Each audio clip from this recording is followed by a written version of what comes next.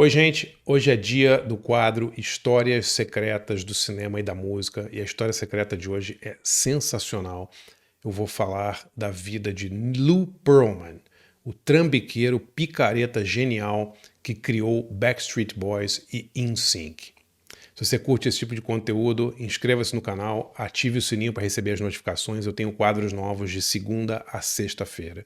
Queria deixar um agradecimento especialíssimo a todo mundo que assina, que apoia meu site de jornalismo cultural, andrebarcinski.com.br. Conheço o site, acho que você vai gostar muito.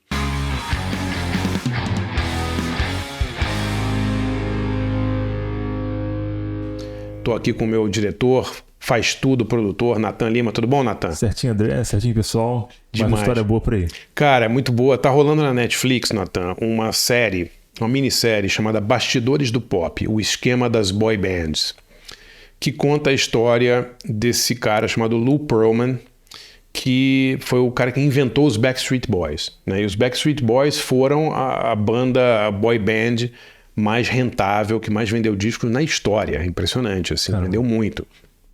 Só explicando pra galera o que é uma boy band, né? Boy band é uma banda, é um termo que se convencionou usar para descrever grupos que são montados por empresários. Então, assim, teve boy band de todos os países. O Brasil teve muitas boy bands também, né? Polegar era uma boy band, né? A própria Turma do Balão Mágico era uma boy band, porque era um grupo infantil que foi criado dentro da CBS, escolheram lá a dedo os artistas e tal. O Brasil teve o Polegar, teve o Dominó, teve o Tremendo, tinha muitas dessas bandas. E a mais famosa mundialmente foi o Backstreet Boys, criado por esse cara chamado Lou Pearlman. E a história do Lou Pearlman é muito curiosa, Natan. Ele é um cara que...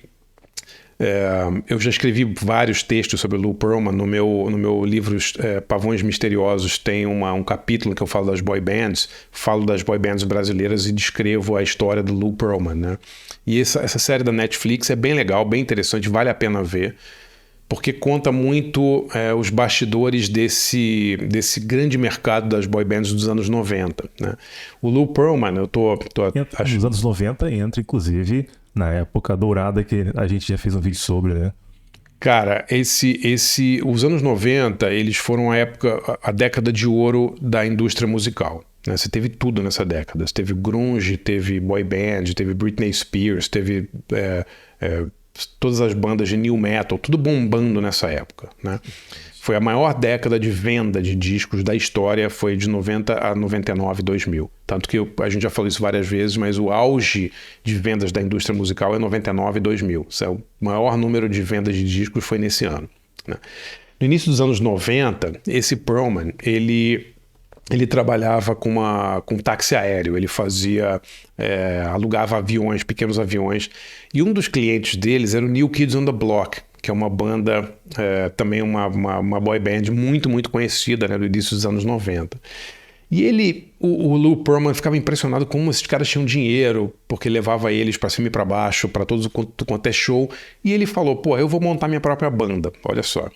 Ele se mudou para Orlando, na Flórida, para procurar meninos e meninas para formar boys e girl bands. E por que ele foi para Orlando, na Flórida? Você tem ideia por que ele foi para Orlando? Por que Flórida? Não sei. Porque Orlando, na Flórida, é a maior concentração de parques temáticos do mundo.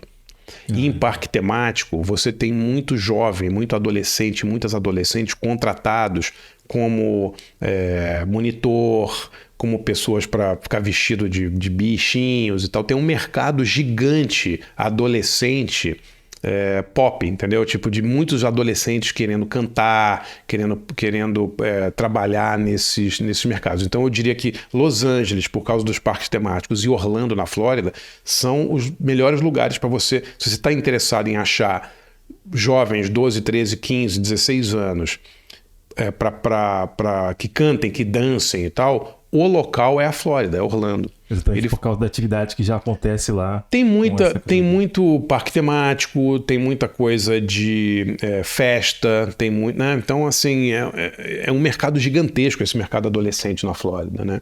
Então ele vai para lá e ele já tinha, olha só, eu até escrevi na minha matéria, eu vou linkar aqui a matéria vou botar aqui o link para vocês lerem a matéria. Ele já tinha em mente seu público-alvo, meninas adolescentes. Aí é o que ele falou. Abre aspas, declaração de Lou Pearlman. Meninas não têm dinheiro, meninas adolescentes, mas têm acesso a uma quantidade imensa de dinheiro de tias, tios, avós e avós que adoram presentear as sobrinhas e netinhas. Ele tem razão. O camarada fez o levantamento completo, o mapeamento. Completo. Ele fez centenas de audições, testou centenas de moleques e escolheu o primeiro grupo dele, que foi o Backstreet Boys. E assim, todo mundo acha que o Backstreet Boys fez sucesso de cara, mas não foi. Ele demorou uns 3 ou 4 anos para fazer sucesso. E ele fez sucesso depois que o produtor, né, o Max Martin, um produtor sueco, começou a produzir os discos dele. E esse Max Martin, eu vou fazer um dia aqui um quadro só sobre o Max Martin, contando quem ele é. Mas é um cara com uma mão absurda, assim, um tino comercial incrível para fazer esse tipo de pop adolescente, assim, né? O Max Martin produzia Britney Spears, produzia Kelly Clarkson, produzia todo mundo e também fez o Backstreet Boys vender, tenho aqui, 130 milhões de discos. Um cara desse tem conhecimento de pessoas, tem conhecimento de tendência, de mercado. Exatamente.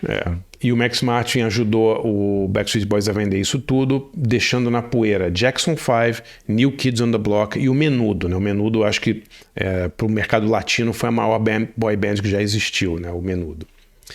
E aí, Nathan, o nosso amigo Lou Pearlman faz uma coisa muito interessante que nunca tinha sido feito antes. Surge o NSYNC, rival do Backstreet Boys. Surgiu do nada o NSYNC, ninguém sabia quem era o dono do NSYNC, como é que tinham surgido. Eu sei que o NSYNC começa a bombar e o Backstreet Boys fala, tem essa banda aí que tá... Esse outro grupo de meninos parecido com a gente, copia a gente em tudo e tal, e tá meio que roubando o nosso mercado. O que as pessoas só foram descobrir depois é que foi o próprio Lou Pearlman que inventou o NSYNC. Caramba. Ele tinha o Backstreet Boys e ele inventou o NSYNC. É aquele ditado, mantenha seus amigos pertos, mas os inimigos mais perto ainda. Exatamente isso. Aí perguntaram para ele por que você resolveu, né, fazer um grupo para competir com você mesmo. Ele fala, por que eu vou esperar alguém montar um concorrente pro Backstreet Boys? Eu resolvi sair na frente e criei minha própria concorrência. Genial isso. É genial, né? Agora, olha só que coisa maneira. A gente está falando meio dos anos 90. Muito antes, 15 anos antes, 80 e poucos, o nosso grande Mr. Sun, Santiago Malnati, já fez isso no Brasil, você sabia, Nathan? Como é que foi essa modalidade? O Santiago Malnati, vocês podem procurar aqui, eu vou linkar aqui também, um dos quadros que eu fiz aqui no canal foi sobre a invenção da Gretchen, a rainha Exatamente. do bumbum. Quem inventou a Gretchen foi o Mr. Sun, grande produtor argentino, sobre o qual a gente sempre, já falei muitas vezes do Mr. Sun. O Mr. Sun inventou a Gretchen e logo depois ele lançou a Sharon, de massagem Forman, a mesma coisa, que ele apelidou de a concorrente, chamou de concorrente da Gretchen. Ele mesmo lançou. Ele lançou a Rita Cadillac, que é bom para o moral. Lembra daquela música? É bom para o moral. Exato. Era meio uma concorrente da Gretchen. Curioso. E aí quando perguntaram para ele, eu perguntei para ele, na verdade, num documentário que eu fiz, que tem uma entrevista com ele, eu perguntei, mas Mr. Sun, por que você tinha a Gretchen e você criou uma concorrente para sua própria artista? Aí ele falou uma frase muito engraçada, Nathan. Ele falou assim, deixa eu te perguntar uma coisa, o português monta uma padaria aqui na esquina. Na outra esquina tem pessoas que gostam de pão também. Então você vai e monta uma outra padaria na outra esquina, né? Porque todo mundo gosta de pão. E ele falou, todo mundo gosta de ver mulher com um bumbum grande. Por que eu vou deixar por que eu vou ter só a Gretchen se eu posso ter várias artistas do que ele chamava de bunda music, né? Então ele criou várias competidoras para a própria Gretchen, antes do Lou Pearlman. Faz sentido. E isso, enxergando também, né, essas carreiras como se fossem produtos. Exatamente. Por exemplo, uma montadora de carro, ela não monta só o modelo. Sim. O outro está lançando novos modelos. Exatamente. Contra os modelos anteriores. Exatamente. Ele falou a mesma coisa. Ele falou assim, você acha que o português é burro? O português monta uma padaria aqui, outra aqui. Ele não é burro. Ele sabe que ele vai dominar o mercado ali, ele não vai deixar ninguém concorrer com ele. Era a mesma coisa que o Mr. Sun quis fazer com a Gretchen, com a Sharon, com essas outras cantoras. Ou seja, quando falarem para você, Lou Pearlman é um grande gênio porque fez isso. Galera, Mr. Sun fez antes. 15 anos antes ele já tinha feito. Então, tudo calculado. Vamos dar o crédito a quem merece, né? O mérito a quem merece, certo? Então, voltando ao Lou Pearlman. Era um trambiqueiro, era mesmo. Roubou as bandas à torta e à direito. Não pagava direito às bandas. Vale a pena assistir o documentário da Netflix, porque conta a história em detalhes, assim. No meu livro Pavões Misteriosos eu conto também a história do Lou Pearlman, e no meu livro Encontros com Criaturas Notáveis eu fiz um obituário gigante do Lou Pearlman contando todas essas histórias dele.